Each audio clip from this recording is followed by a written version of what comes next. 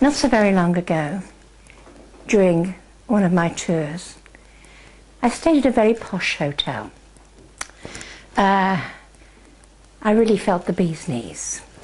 Anyway, we got a free morning, so my friend who was with me decided she would go and have a sauna and I would go and have a shoulder massage. This I did. I lay on the bed and relaxed, went into the peace. Then suddenly I was brought back with a bump. At the side of me stood a young man. I looked at him and he said, "My mum's so sad. Tell her I didn't do it. Honest, I didn't do it. Please tell her." And I thought, who's his mum? He said, "My name's Patrick." Right. So I turned to the young girl that was doing the massage and said, "Do you know a boy named Patrick?" She went ashen. The pure fright on her face was unbelievable. I think she must have thought, "Oh, that silly old woman talking to the dead while I'm giving her a massage." She said, "Yes, he's my cousin. And he died in America a few weeks ago." I said, "Well, would you ask his mum if she'd like to talk to me? I'd like to talk to her. That's her choice. Free will." Anyway, of the evening I had a phone call. It was from Patrick's mum. And she sobbed, and she sobbed, and she sobbed. And I thought, have I done right? But she was sobbing with joy because her boy was communicating. He told her, "Mum, I wouldn't have done that. I wouldn't have hurt you. I loved you too much." For what had happened was, he was found in a tree, hanging. And it appeared that he'd been to a party on that night, and he'd just been offered a new job in America. Everything was going for him. And then what happened? He was chased by a group of youths.